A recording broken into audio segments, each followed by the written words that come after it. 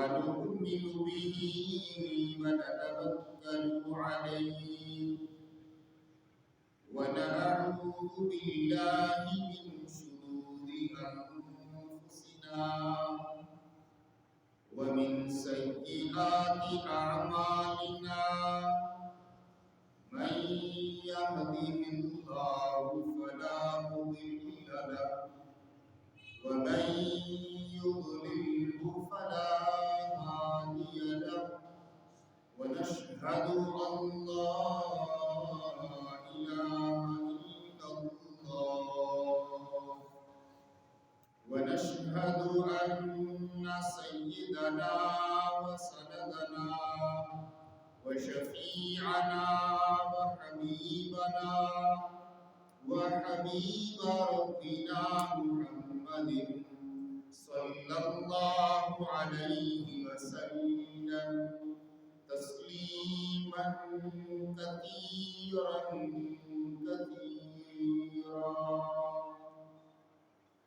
أما بعد فأعوذ بالله من الشيطان الرجيم بسم الله الرحمن الرحيم إنا أنزلناه في ليلة القدر وما أدراك ما ليلة القدر ليلة القدر خير من ألف شهر تنزل الملائكة والروح فيها بإذن ربهم من كل أمر سلام هي حتى مطلع الفجر. وقال تعالى في مقام آخر يا أيها الذين آمنوا كتب عليكم الصيام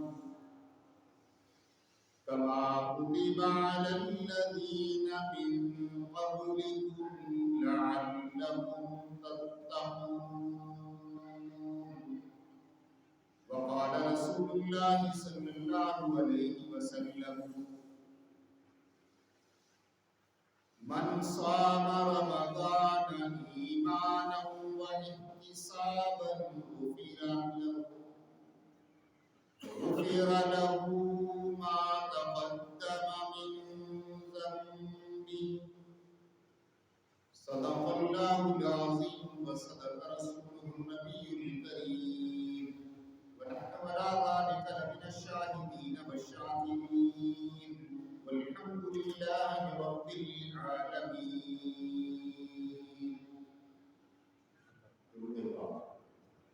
اللهم صل على محمد وعلى آل محمد كما صليت على إبراهيم وعلى آل إبراهيم إنك حميد مجيد.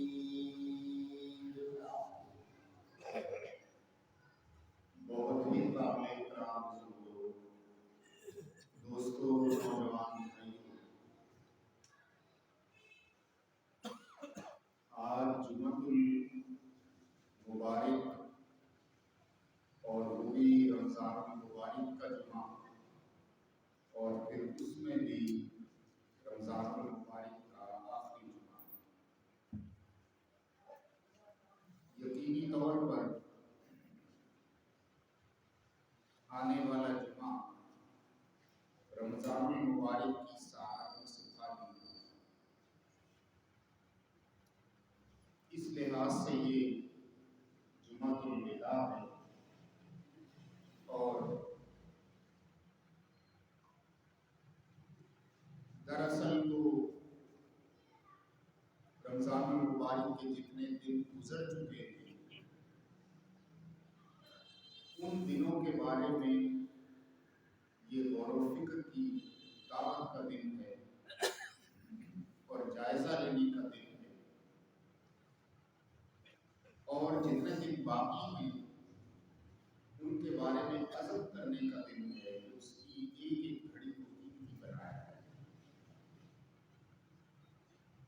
رمضان المبارک کا یہ آخری عشرہ اس لحاظ سے زیادہ اہم ہوتا ہے کہ اس کے بعد رمضان المبارک میں رخصت ہو جانا ہے، اور آخری عشرے کی راتوں میں نبی مکرم صلی اللہ تعالی علیہ وسلم نے ان راتوں کے اندر لیلۃ القدر کی خوشخبری سنائی ہے، جس کے بارے میں نے یہ صورت بھی آپ کے سامنے تلاوت کی، اور یہ آخری عشرہ اس لحاظ سے بھی زیادہ اہم ہو جاتا ہے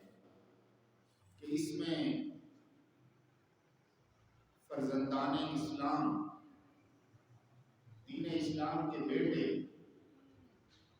اور دین اسلام کی بیٹیاں وہ اعتکاف جیسی عظیم الشان عبادت کرتے ہیں، اور صرف ہماری مسجد ہی میں نہیں، جو خاص طور پہ حضرات یہاں تشریف فرما ہیں اعتکاف میں، بلکہ پوری دنیا کے اندر جہاں جہاں امت مسلمہ آباد ہے، اور خاص طور پر حرمین شریفین میں تشریف فرما اعتکاف کی عبادت میں مشغول وہ اصحاب جنہیں اللہ نے اعتکاف کی توفیق عطا فرمائی، بلا شبہ یہ حضرات مبارکباد کے مستحق ہیں، اور ہم دعا کرتے ہیں کہ اللہ تعالیٰ ان کی اس عظیم الشان عبادت کو قبول فرمائے، اور بالعموم ہم سب کی روزے، نمازیں، تلاوتیں، ذکر اذکار، صدقہ و خیرات، دیگر بھلائی کے کام اللہ تعالیٰ اپنی بارگاہ مقدس میں قبول فرمائے۔ جائزہ لینے کا یہ اس لحاظ سے دن ہے کہ رمضان المبارک آتا ہے تو رمضان المبارک کے آتے ہی مسلمانوں کی زندگیوں کا رنگ بدل جاتا ہے، اور رمضان المبارک کی ان پاکیزہ گھڑیوں میں روزہ رکھنے کا حکم دیا گیا ہے، اور اس پہ امت مسلمہ الحمدللہ بڑی تعداد میں الا ماشاءاللہ وہ عمل کرتی ہے۔ لیکن اس کے ساتھ ساتھ ہمارے دیکھنے میں یہ بھی آتا ہے کہ رمضان المبارک میں مساجد بھر جاتی ہیں، نمازوں کے اوقات میں نمازی زیادہ ہوتے ہیں، تلاوت کا بھی نسبتاً زیادہ اہتمام ہوتا ہے، اور دیگر کام ہوتا ہے، لیکن یہ دراصل پورا جو مہینہ ہے یہ بندے کے لیے ایک تربیتی کورس ہے۔ پورا مہینہ یہ تربیت کا مہینہ ہے، اور اس تربیت کا سب سے پہلا تقاضا یہ ہے کہ مسلمان روزہ رکھے، اور روزے کا اجر و ثواب کتنا زیادہ ہے، اور خدا نخواستہ روزہ چھوڑنے کا یا افطار کرنے کا، توڑنے کا، اس کی وعید اور گناہ کتنا ہے۔ تو یہ جتنے دن گزرے ہیں ان میں یہ دیکھا جائے، جائزہ لیا جائے کہ خدا نخواستہ کسی عذر کے بغیر میں نے کوئی روزہ نہیں چھوڑا، یا خدا نخواستہ میں نے کوئی اور ایسی حرکت یا ایسا کوئی عمل جو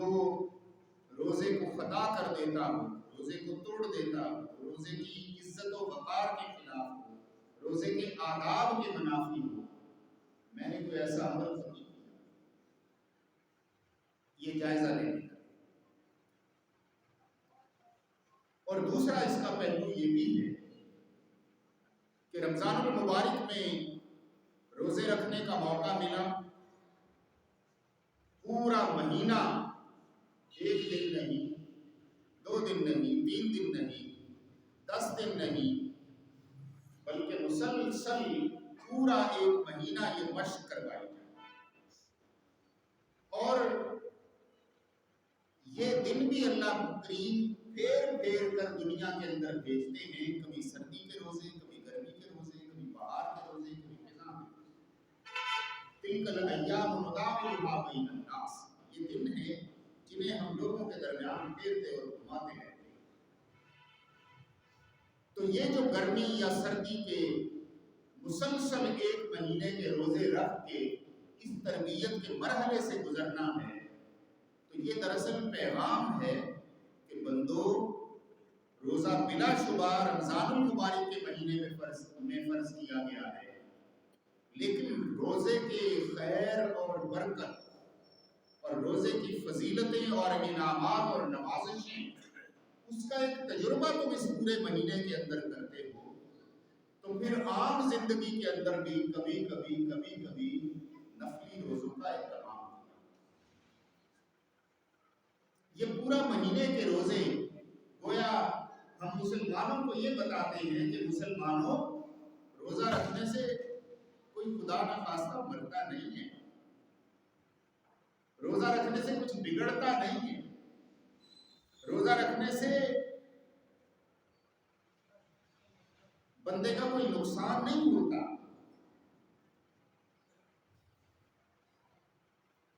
تو کہنے کا مطلب یہ ہے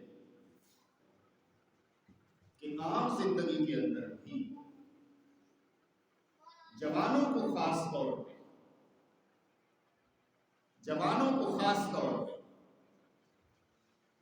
خواتین کو عام طور پہ، مردوں کو عام طور پہ روزوں کا اہتمام کرنا چاہیے۔ اس معنی میں بھی کہ اللہ کے رسول صلی اللہ علیہ وسلم 12 مہینے، کوئی ایک مہینہ بھی ایسا نہیں ہوتا تھا جس میں آپ صلی اللہ علیہ وسلم روزہ نہ رکھتے تھے۔ یعنی روزہ رکھنا صرف رمضان المبارک کے اندر فرض نہیں ہے، بلکہ اللہ کے حبیب صلی اللہ علیہ وسلم 12 مہینوں کے اندر کوئی مہینہ ایسا نہیں گزرتا تھا جس میں آپ صلی اللہ علیہ وسلم روزہ نہ رکھتے۔ تو یہ نہیں ہے کہ رمضان المبارک کا مہینہ گزر گیا اور اللہ خیریت کا وقت رکھے اور آئندہ رمضان المبارک آئے تو پھر اسی وقت روزے کو چکھا جائے، دیکھا جائے، اسی وقت روزے سے ملاقات کی جائے۔ نہیں، بلکہ اللہ کے حبیب صلی اللہ علیہ وسلم کو عمومی طور پہ پیر اور جمعرات کا روزہ رکھتے ہیں، پیر کے دن کا اور جمعرات کا عمومی اور خصوصی طور پہ اللہ کے رسول صلی اللہ علیہ وسلم ایام 20 کے روزے، یعنی جن دنوں میں چاند پوری طرح روشن ہوتا ہے، 13، 14 اور 15، ان 3 دنوں پوری زندگی اللہ کے رسول صلی اللہ علیہ وسلم نے اپنی زندگی میں یہ کام کیا۔ تو اس لحاظ سے یہ روزہ دراصل ایک طرح کی عادت ڈال رہا ہے کہ لوگوں، روزے کا لطف اٹھاؤ، یہ روزہ تمہاری روحوں کو بیدار کرتا ہے۔ کبھی آپ تجربہ کرتے ہیں کہ رمضان المبارک میں سارا دن بھوکا رہنے کے بعد شام کے وقت تک کھانے پینے کی اشتہا کتنی بڑھ جاتی ہے، اور پھر چھوٹی چھوٹی چیزوں کی خوشبو بھی بندے کو کثرت سے محسوس ہوتی ہے۔ وجہ کیا ہوتی ہے؟ وجہ یہ ہوتی ہے کہ ہمارے ذہن کی قوتیں بیدار ہو جاتی ہیں، ہمارے دماغ کے اندر جو اللہ تعالیٰ نے خوشبو کو سونگھنے کے سینسر رکھے ہوئے ہیں وہ پوری طرح چوکنے اور بیدار ہو جاتے ہیں، وہ کام کرنا شروع کر دیتے ہیں۔ گویا بندے کی زندگی سے ایک پھوڑ پن اور بھاری پن نکل کے ہلکا پھلکا اور روحانی اعتبار سے بندہ تر و تازہ اور روشن ہو جاتا ہے رمضان المبارک کے روزے میں۔ تو اس لحاظ سے عام دنوں کے اندر بھی روزوں کا اہتمام کرنا یہ ہماری زندگی کا حصہ بننا چاہیے۔ رمضان المبارک میں قرآن مجید کی تلاوت وہ بھی عام زندگی سے نسبتاً زیادہ ہو جاتی ہے۔ بہت سے بدقسمت ایسے ہوں گے جنہیں رمضان المبارک میں بھی قرآن مجید کھولنے کا، پڑھنے کا، یاد کرنے کا، تلاوت کرنے کا، حتیٰ کہ اس کی زیارت کرنے کا شرف حاصل کیا، تو یہ بندے کی بدقسمتی ہے۔ اور قرآن مجید میں جو وعیدیں سنائی گئی ہیں، وَمَنْ أَعْرَضَ عَنْ ذِكْرِي فَإِنَّ لَهُ مَعِيشَةً ضَنكًا، کہ یہ قرآن مجید کیا ہے؟ یہ اللہ کا ذکر ہے، اور جو شخص میرے ذکر سے اعراض کرتا ہے، اجتناب کرتا ہے، دور رہتا ہے، فَإِنَّ لَهُ مَعِيشَةً ضَنكًا، میں اس کی زندگی کو تنگ کر دوں، میں اس کے معاملات کو تنگ کر دوں، میں اس کی زندگی سے سہولتیں اور آسانیاں کھینچ لوں۔ قرآن مجید اللہ کا ذکر ہے، قرآن مجید کتاب ہدایت ہے، تو یہ جائزہ لیا جائے کہ رمضان المبارک میں نے کتنا پڑھا، کتنی تلاوت کی، کتنا اس کا ترجمہ پڑھا، کتنا اس پہ غور و فکر کیا، اور خدا نخواستہ اگر غور و فکر نہیں ہوا، تلاوت نہیں ہوئی، تو اب جو باقی وقت بچا ہے اس سے بھرپور فائدہ ہوگا، اس سے بھرپور استفادہ کریں۔ اور پھر یہ بھی ایک پیغام ہے کہ قرآن مجید محض رمضان المبارک کا مہینہ نہیں ہے، قرآن مجید محض رمضان المبارک کی کتاب نہیں ہے، بلکہ یہ تو مسلمانوں کی زندگیوں کا اوڑھنا بچھونا ہے، مسلمانوں کی زندگیوں کا ہر وقت کا عمل ہے، مسلمانوں کے خلق کریم کا ایک طرح کا پورا پروگرام ہے جو اللہ رب العزت نے عطا کیا۔ جیسے عائشہ صدیقہ رضی اللہ تعالیٰ عنہ سے پوچھا گیا کہ اللہ کے رسول صلی اللہ علیہ وسلم کے اخلاق کیسے تھے، تو آپ رضی اللہ عنہ نے ارشاد فرمایا کانا خلقہ قرآن، آپ کا خلق پورا قرآن، پورا قرآن آپ کا ہے۔ تو قرآن مجید رمضان المبارک کی کتاب نہیں ہے، بلکہ یہ دراصل پوری زندگی کو کے اندر اپنانے کا، اسے سینے سے لگانے کا، اسے یاد کرنے کا، اس پر عمل کرنے کا، اس پر غور و فکر کرنے کا تقاضا کرتا ہے۔ دیکھیے نبی مکرم صلی اللہ تعالی علیہ وسلم نے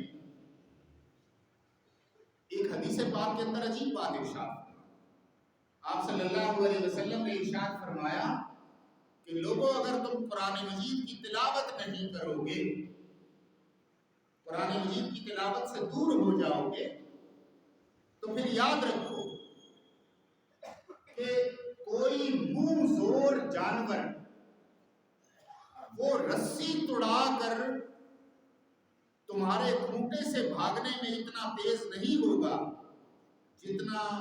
قرآن مجید جلدی بندے کے سینے سے نکل جاتا ہے۔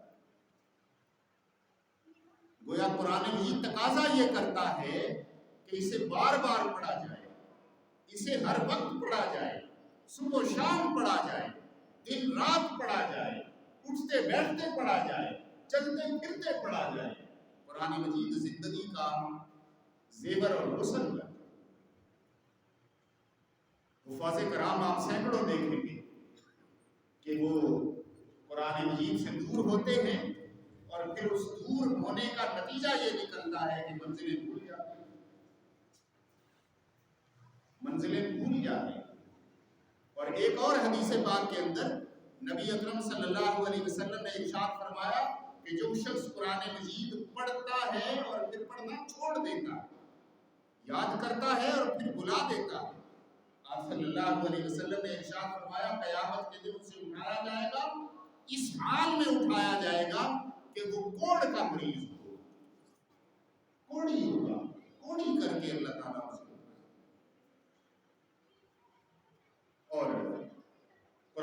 سے محبت رکھنے والے، قرآن مجید پر غور کرنے والے، جو لوگ قرآن مجید کو اپنا لیتے ہیں، اس کے ساتھ دل لگا لیتے ہیں، اس کے ساتھ محبت کرنے لگ جاتے ہیں، اس کا لطف انہیں آنے لگ جاتا ہے، آپ یقین جانیے ان کی زندگیاں، ان کے مزاج بدل جاتے ہیں، ان کے رویے تبدیل ہو جاتے ہیں۔ قرآن مجید چیز ایسی ہے، اور پھر یہ بھی دیکھیے کہ خاتون ہو یا مرد، زندگی کے کسی حصے کے اندر اگر قرآن مجید نہیں پڑھا تو آپ پڑھ لیں، اب سیکھ لیں، اور جتنا سیکھا ہوا ہے اس سے آگے چلے۔ جس نے پڑھنا سیکھا ہوا ہے وہ اسے یاد کرے، جسے کوئی تھوڑا بہت یاد ہے وہ ترجمے پہ غور و فکر کرے، کسی پڑھانے والے کی خدمات حاصل کرے، کسی استاد کے پاس جائے، یعنی اپنے طرز عمل سے یہ ثابت کرے کہ مجھے قرآن مجید سے محبت ہے۔ وہ جو قیامت کے دن قرآن مجید اللہ کے حضور لوگوں کے بارے میں وہ جو وعید سنائی گئی ہے کہ اللہ کے حضور شکایت کرے گا کہ اے میرے رب، یہ ہے وہ قوم جنہوں نے مجھے قرآن مہجور بنا دیا تھا، یعنی چھوڑ دیا، مجھے انہوں نے ترک کر دیا تھا، مجھے انہوں نے الماریوں کے اندر اور غلافوں کے اندر محفوظ کر دیا تھا، مجھے پڑھتے نہیں، بلکہ وہ جو نبی مکرم صلی اللہ علیہ وسلم نے حدیث پاک کے اندر ارشاد فرمایا کہ قیامت کے دن یہ دونوں چیزیں، روزہ بھی اور قرآن بھی، دونوں اللہ کے حضور سفارش کرنے آئیں گے کہ اے اللہ، اس شخص نے مجھ روزے کا اہتمام کیا، تیرے حکم پر یہ بھوکا اور پیاسا رہا، اپنی خواہشات نفس سے دور رہا، تو میں اس کے حق میں دعا کرتا ہوں، میں اس کے حق میں سفارش کرتا ہوں، اے اللہ اس کی بخشش اور مغفرت کر۔ اور یہی چیز قرآن مجید ہے۔ قرآن مجید بھی اللہ کے حضور سفارش کرے گا، تو جن لوگوں کا دل قرآن مجید کے ساتھ لگا ہوتا ہے، قرآن مجید سے محبت کرتے ہیں، تلاوت کرتے ہیں، اور اس میں اپنے آپ کو تلاش کرتے ہیں، میں ہوں تو میرے لیے اس میں کیا احکام ہے۔ اور قرآن مجید کا ایک معجزہ یہ ہے کہ دنیا کا کوئی فرد، دنیا میں کتنے افراد، کم و بیش 8 ارب انسان آباد میں اس دنیا میں، قرآن مجید کا معجزہ یہ ہے کہ ان 8 ارب انسانوں میں سے کوئی ایک فرد بھی ایسا نہیں ہے جسے قرآن مجید مخاطب نہیں کرتا، جسے قرآن مجید بلاتا نہیں، جسے قرآن مجید اس کی ذات کو براہ راست مخاطب نہیں کرتا۔ کوئی عالم ہے، کوئی عامی ہے، کوئی چھوٹا ہے، کوئی بڑا ہے، کوئی خاتون ہے، کوئی ماں ہے، کوئی بیٹی ہے، کوئی بہن ہے، کوئی باپ ہے، کوئی بیٹا ہے، کسی حوالے سے بھی قرآن مجید کو پڑھے، دیکھے کہ مجھے کسی رشتے سے ناپے، تو وہ پائے گا کہ قرآن مجید نے کوئی غریب ہے، کوئی امیر ہے، کسی حال میں ہے، قرآن مجید سے مخاطب۔ تو رمضان المبارک کے اندر تو بلا شبہ یہ نازل ہوا، اس کی وجہ سے اللہ تعالیٰ نے رمضان المبارک کے لیے روزے فرض کر دیے، لیکن رمضان المبارک ہی کی کتاب نہیں ہے قرآن مجید، بلکہ یہ پورے سال کی زندگی کا اوڑھنا بچھونا بنانے والی۔ میرے بھائیوں، بزرگوں، دوستوں، آپ مشاہدہ کرتے ہیں کہ نمازوں کے اوقات میں لوگوں کی تعداد میں اضافہ ہو جاتا ہے، اور کم از کم ہمارے ہاں تو یہ ماحول ہے،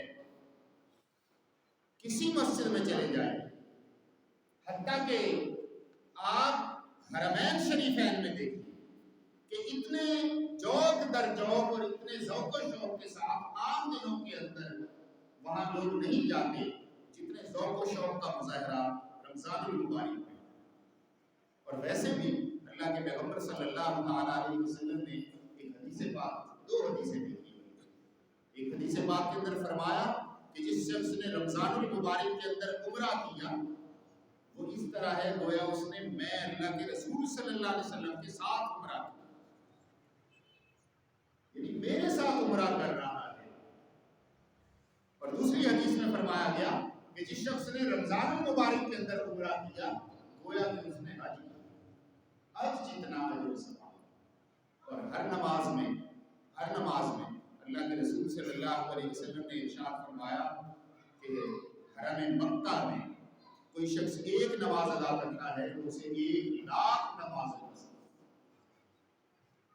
اور کوئی مسجد نبوی کے اندر میری مسجد میں نماز ادا کرتا ہے اسے 50,000 نماز ادا۔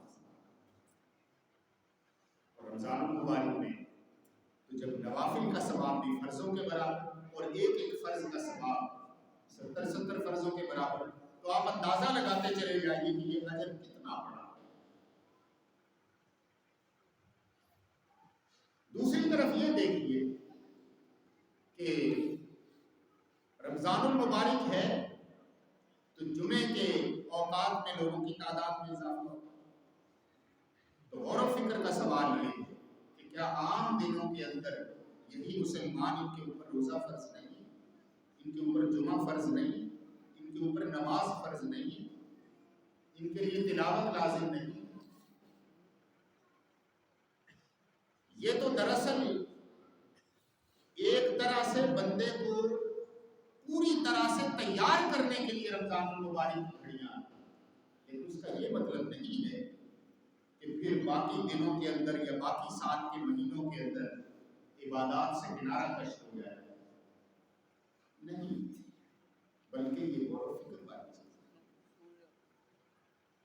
سوچنے اور غور کرنے کا۔ بالکل اسی طرح صدقہ و خیرات میں آپ دیکھیں لوگ افطاریاں کرواتے ہیں، بلا شبہ افطاری کا بہت بڑا اجر، بہت بڑا اجر۔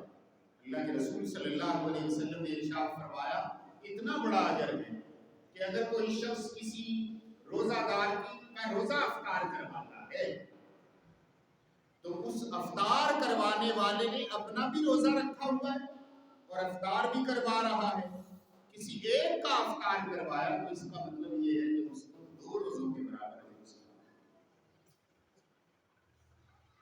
یہ افطاری کیا ہے؟ یہ اپنی طرف سے مسلمان بھائی کی کے لیے صدقہ ہے، مسلمان بھائی کے لیے اکرام ہے، مسلمان بھائی کی میزبانی ہے، مسلمان بھائی کے لیے خرچ کرنا ہے۔ تو یہ جو خرچ کرنا ہے یہ صرف رمضان المبارک کے لیے نہیں ہے، بلکہ عام دنوں کے اندر بھی لوگ ضرورت مند ہوتے ہیں، عام دنوں کے اندر بھی لوگوں کو کھانے کی، پینے کی، کپڑوں کی، جوتوں کی، بیماری میں علاج کی اور دیگر طرح سے مختلف طریقوں سے صدقہ و خیرات کی ضرورت ہوتی ہے۔ تو دراصل اس میں پیغام یہ ہے کہ ہم صرف رمضان المبارک کو ہی نہ سمجھیں کہ بس اس میں صدقہ و خیرات، یہ تو دراصل ایک عادت ڈالنے والا کام ہے کہ یہ عادت اللہ رب العزت نے ادا کی ہے بندے کو، اور اس عادت کے نتیجے میں وہ پورا سال اور سال کے 12 مہینے جو ہے وہ اللہ کی راہ میں صدقہ و خیرات کرتا ہے۔ اچھا، یہ ایک اور عجیب بات ہے کہ عمومی طور پہ جیب سے خرچ کرتے ہوئے بندہ سوچنے لگتا ہے 100 روپیہ دوں کہ 200، 500 دوں 1000 دوں، 10 دوں 20 دوں، اور فیصلہ کرتا ہے، سوچتا ہے۔ وہ جو فیصلہ کرنے کا وقت ہے وہ دراصل آپ کے اکاؤنٹ کے اندر اللہ کے حضور جمع ہونے کا وقت ہے۔ اس وقت اگر آپ فیصلہ کرتے ہیں کہ میں 100 کی بجائے 200 جمع کرواؤں تو کل کو اللہ کے حضور بدلہ اور فضل بھی 200 ہوگا۔ اور وہ جو حدیث پاک کے اندر بات کہی ہے کہ بندہ کہتا ہے میرا مال میرا مال میرا مال، تیرا مال تو صرف وہ ہے، اللہ کے حبیب فرماتے ہیں صلی اللہ علیہ وسلم، تیرا مال تو صرف وہ ہے کہ جو تو نے کھا لیا یا پی لیا، یا پھر لباس کی شکل میں گودا کر کے بوسیدہ کر کے پھاڑ دیا، استعمال کر لیا، اور یا پھر تیرا مال وہ ہے کہ جو تو نے اپنے ہاتھوں سے خرچ کر کے اللہ کے حضور ہے، وہ ہے تیرا مال۔ اور پہلا تو مال سارے کا سارا اس کا تعلق اس دنیا سے، اور یہ جو تیسری قسم کا مال ہے اس کا تعلق اس دنیا سے۔ تو اس کا مطلب یہ ہے کہ اللہ کی راہ میں خرچ کرنے کی عادت بنائی جائے۔ میں کبھی کبھی مشاہدہ کرتا ہوں کہ بعض حضرات اس زمانے کے اندر بھی 10 روپے اس جھولی کے اندر ڈالتے ہیں۔ میں پوری ذمہ داری کے ساتھ کہہ سکتا ہوں کہ ایسا نہیں ہے کہ انہیں 10 روپے کی توفیق ہو، نہیں، یہ دراصل ان کے دل کا قصور ہے، ان کے عمل کی کوتاہی ہے، ان کا بخل ہے۔ یعنی ایک فرد وہ ہے جو سرے سے نہیں دے رہا تو ظلم کر رہا ہے اپنے اوپر،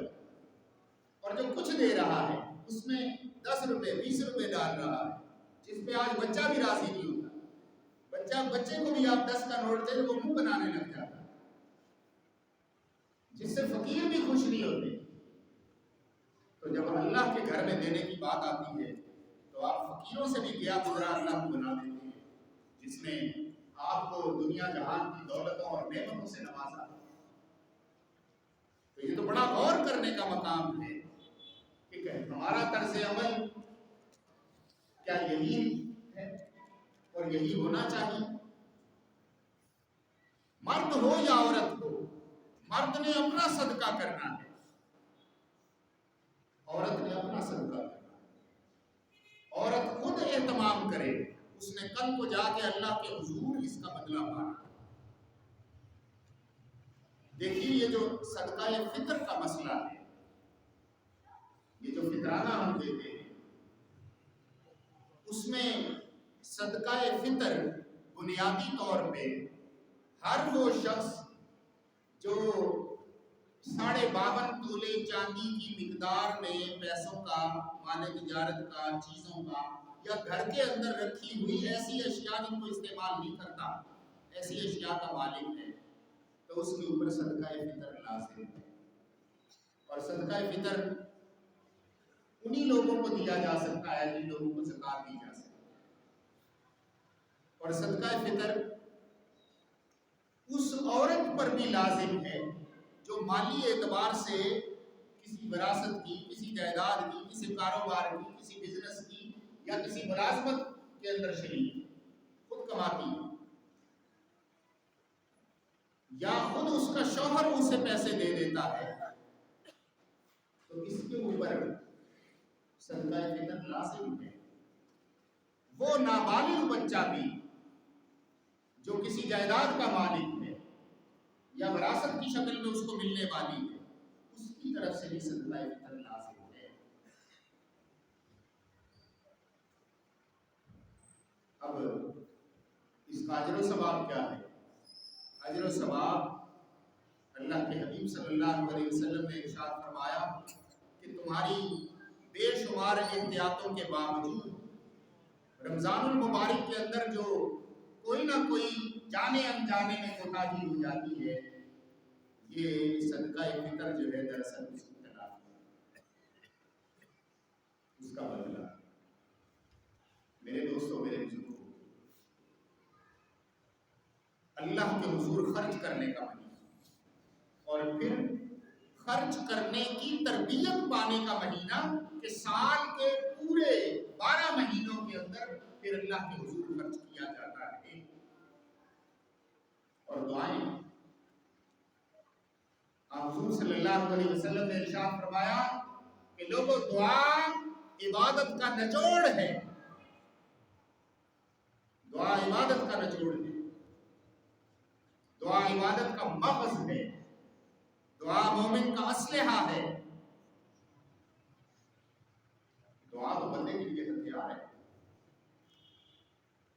جہاں حضور صلی اللہ علیہ وسلم نے ایک حدیث پاک کے اندر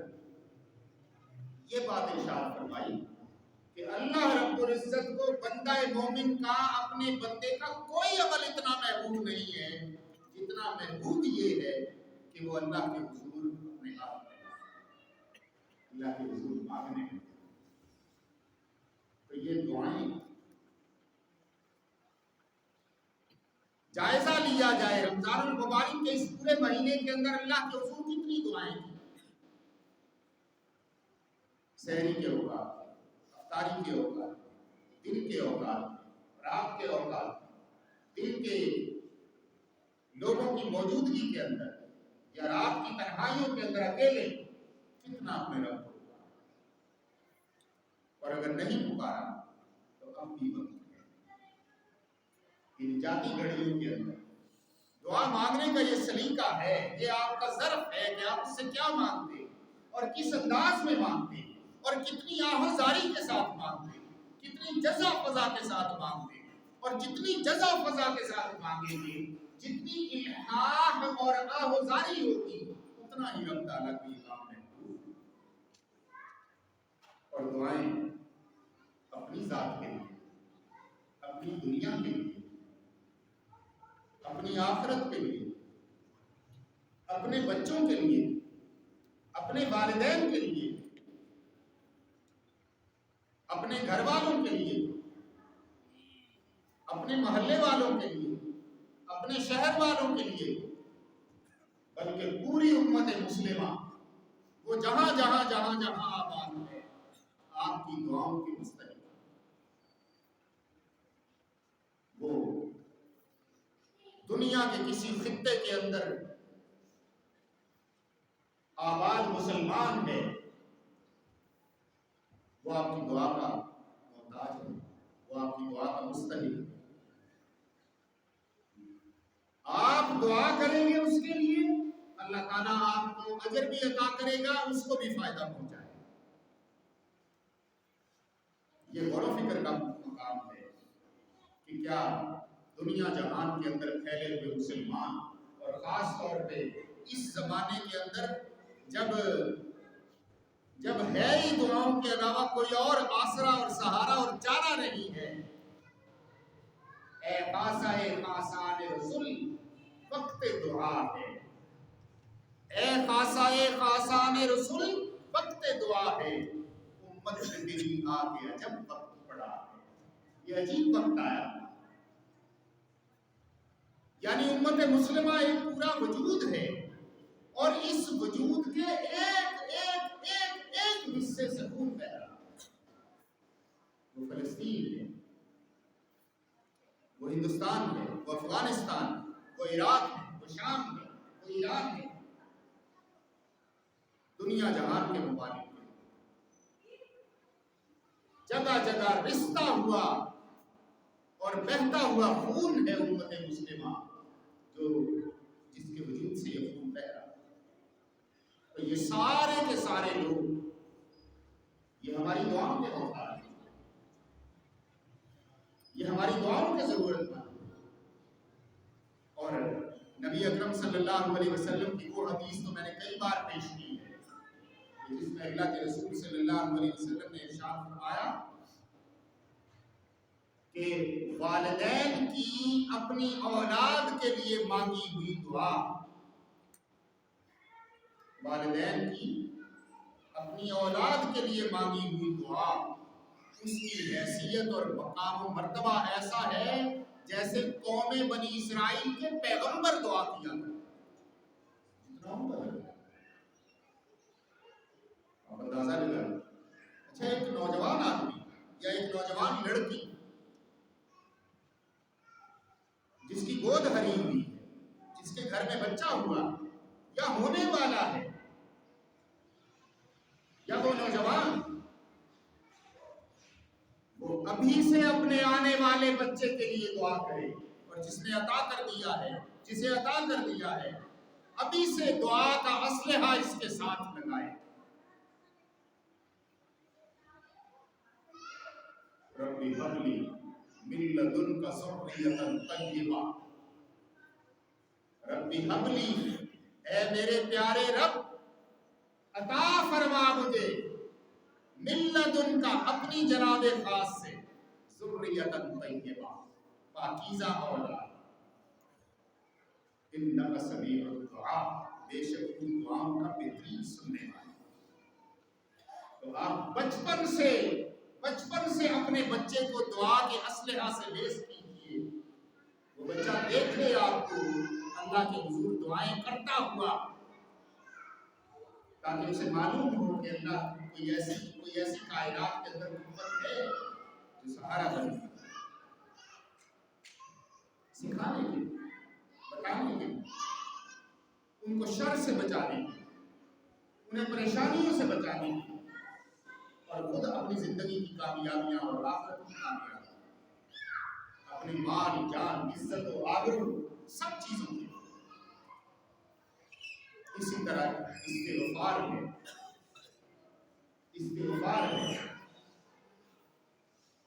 آپ حضور صلی اللہ علیہ وسلم نے ارشاد فرمایا کہ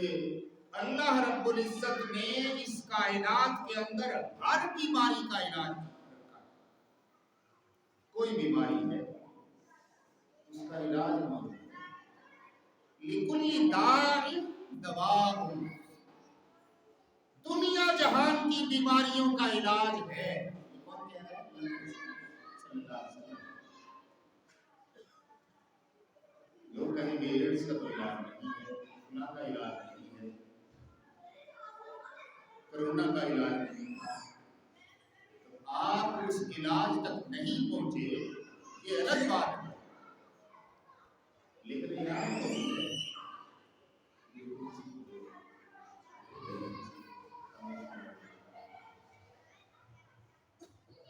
علاج موجود ہے، لِكُلِّ دَاءٍ دَوَاءٌ،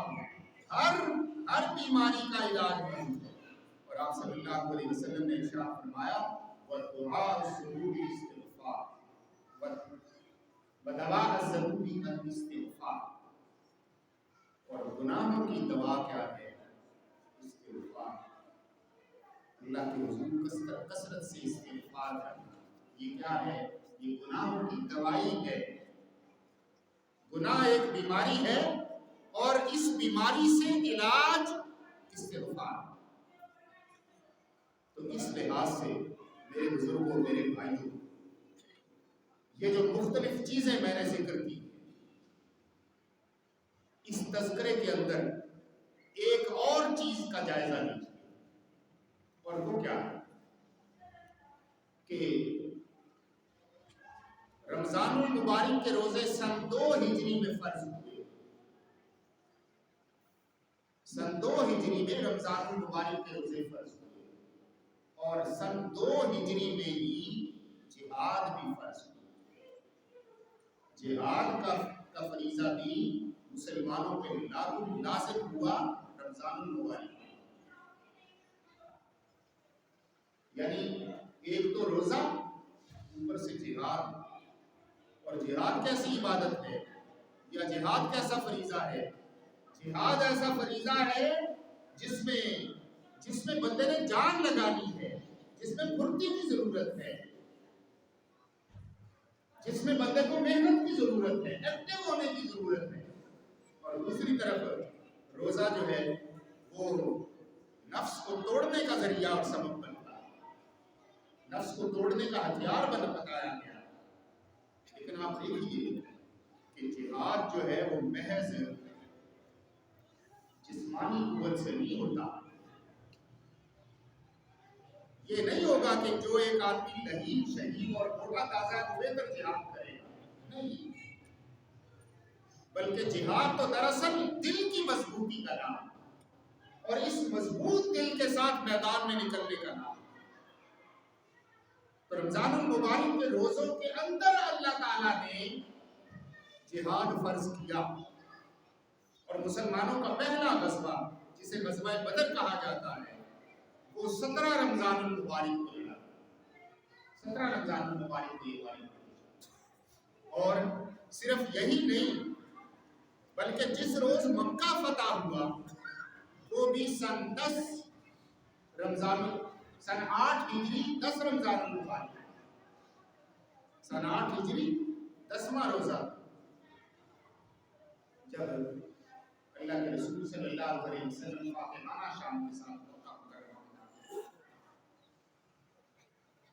तो रोजा जो है वो जिहाद के मनाफी नहीं है, बल्कि रोजा जिहाद को सपोर्ट करता है, जिहाद की कुव्वत को बढ़ाता है,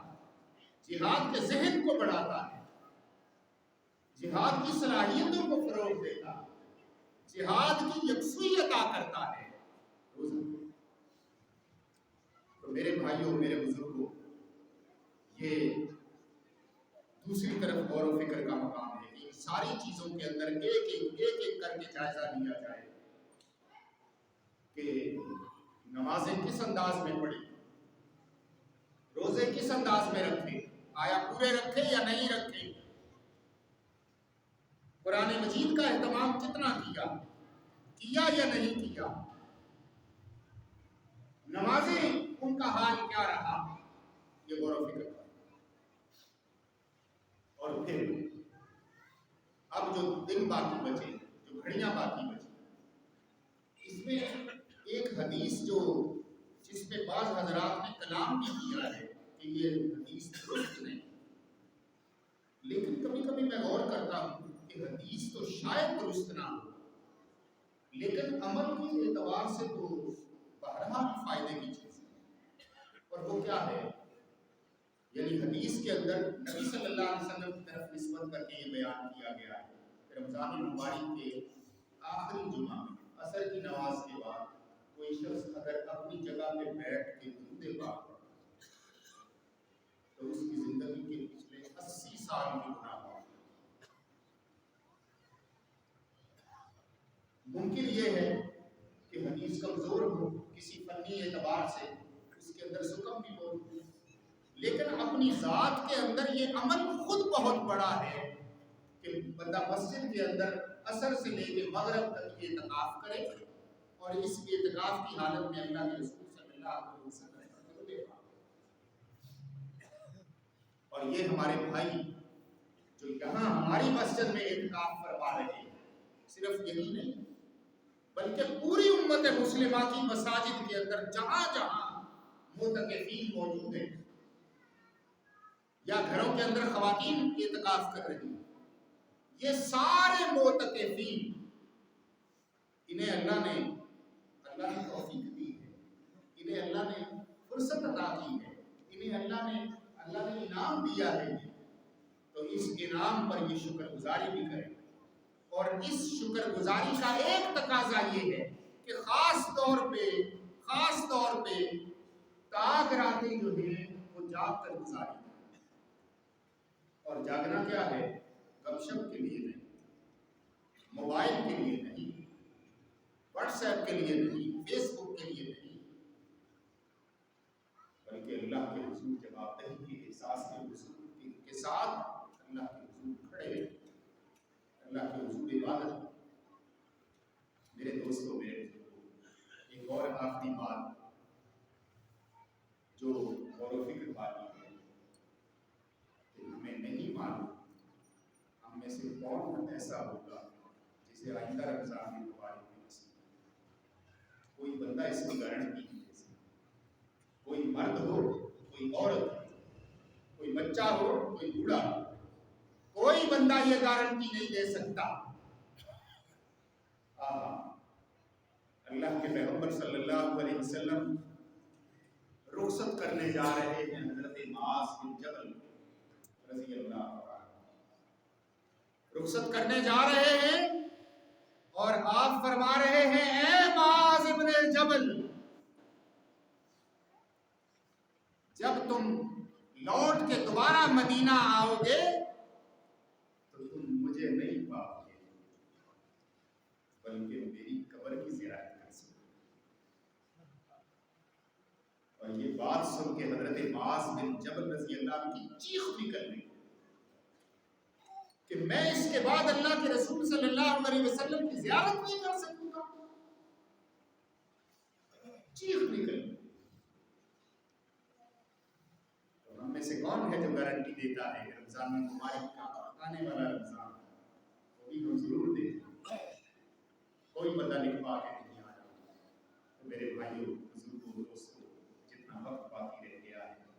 یہ اس کا ایک لمحہ تو ہمیں دعوت دے رہا ہے کہ غور کرو، فکر کرو، حاصل قبل حاصل.